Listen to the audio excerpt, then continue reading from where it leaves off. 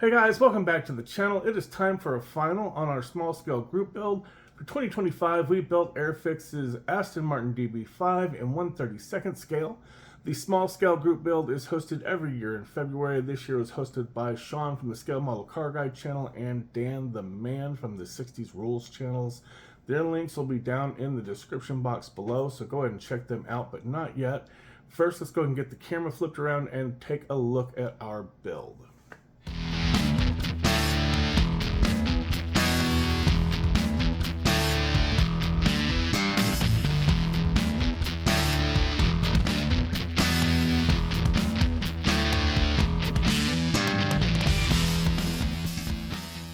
Alright guys, here she is, all wrapped up. So we started out with Mr. Surfacer 1500 Black Primer. That is pretty much my go-to primer for almost everything. We then put down about 3 coats of the Zero Paints Extra Fine Silver Metallic Base. This is a really beautiful candy base, but the reason I like it is because it's very fine metallic pigments. So this doesn't give you that big flaky blingy candy base. With this being a 32nd scale car instead of a 24th scale car, I felt like a regular candy base would just be too much. It would make the car look more like, you know, an 80s bass boat instead of a nice metallic finish. So this really came in and did the job that we wanted it to do. You see there's not a whole lot of flake to it, but there's definitely a beautiful metallic finish under there. And then we did 3 coats of the Splash Paints Sparkle Blue Candy Paint. Their bare metal foil around all of the trim, and then we finished it off with some Splash Paints 2K Clear Coat. Now, to the 2K Clear Coat, we did add some Mr. Leveling Thinner. That thinned the 2K out so that it didn't go on real syrupy, so it doesn't bubble up on all the panel lines. And I think that came out really, really nice. Now we did pretty much have to make all of this window trim. This is all 1/2 millimeter, half round plastic stock that we just glued on with some Tamiya Extra Thin. Now if you're using Tamiya Extra Thin on these really old Airfix kits, you want to be very careful with it because the plastic from Airfix is so incredibly soft. You put some Tamiya Extra Thin on it and the stuff just turns into like Jello pudding. It's not my favorite plastic. We have scaled down and 3D printed some of my bullet side mirrors. We also 3D printed up our Aston Martin logos here for the hood and the trunk, or the bonnet and the boot for our UK friends. The kit has no decals at all. The closest you get to a decal is you're supposed to cut out the license plates that are just a part of the instruction sheet and just you're supposed to glue that onto the body. We did not. We made some license plates. These say small scale 25 on them for the small scale group build. And instead of just using the black license plate, we did the white and the yellow for the modern license plates in the UK today. We've also added in here a 1mm top studio rivet. So we drilled out the door handle and glued that rivet in because that would be where there would be a push button and a lock.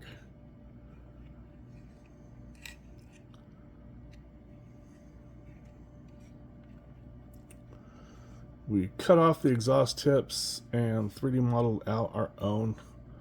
Those look so much better than the ones that come on the standard exhaust. So that all looks really, really nice. We got the wheels. These wheels are 3D printed. They're originally 1/24th scale. I scaled them down. And these are Borani wire wheels. Now originally I did these just as the wires. There was no back to them. They looked beautiful. They were absolutely fantastic. I did not even get this car finished. I still had the license plates to go when I bumped one of these wheels. Pretty sure it was this one. I bumped it, and all it took was a light bump, and all those little spokes just ripped. The tire and the outer ring just fell on the desk. A little frustrated, I sat it down on the desk, set up another set of driver's side wheels. This is a right-hand drive car. So I set up another set of wheels to print and went to bed. I'm like, you know what, I'll just see it in the morning. When I got up in the morning, the car was sitting flat on my desk and the remaining 3 wheels had broken. My wife's cat, the dread pirate Tiggy, decided in the middle of the night he really needed to be on my desk, so he jumped up and then he plopped his orange butt on top of the car and broke the other 3 wheels.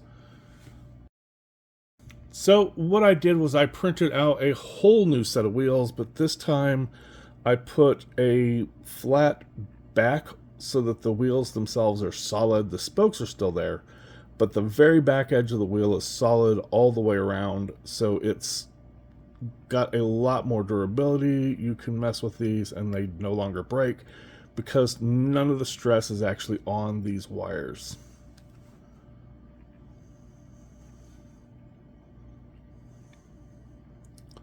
We had to do a ton, and I mean an absolute ton, of sanding and filing on the glass pieces to get them to set into the body properly. These set terrible. They were way out here. Like, they set out like that, and they're just awful. I kind of was tempted to try and 3D model a whole new set. I didn't. I sanded these and got them to work. I wouldn't have minded 3D modeling a new set of turn signals. I should have. I kept the original kit ones, and we did make them work. But those, again, they're super thick. And then we have our turn signal, or our rear lights. Our tail lights back here are all just painted silver. That's actually the display marker for the silver. And then I used display marker for the white and Tamiya's acrylic for the clear orange and clear red. And then I just topped those off with a little bit of Bondic to give it kind of a clear glass, like a lens finish over them. I think they came out really nice. Then we've got our interior. You're not really going to be able to see very well, so I did cut the side windows out so that you can see in there. We replaced our seats with some 3D printed seats. We replaced the steering wheel with a 3D printed steering wheel. You can't see the pedals in there at all, but we did 3D model, and oh, there they are. If I get the light just right, you can see the pedals down there. We 3D modeled up our pedals. We did a scratch built and 3D printed shifter. We 3D printed the boot and then used an insect pin for the shifter itself. So our interior is looking really nice as well. All in all, guys, I am very happy for what this kit is, and you know what came in the box. I'm very happy with the results. Alright, that is a final on our small scale group build, guys. This was a lot of fun. If you didn't get a chance to participate, next year, February 1st, every year Shawn hosts the small scale group build. He calls it the smallest scales for the smallest month. So go ahead and check him out, as well as Dan the man from the 60s Rules channel. Thanks for hanging out with me. I appreciate you taking the time to watch the videos, and I will catch you on the next one.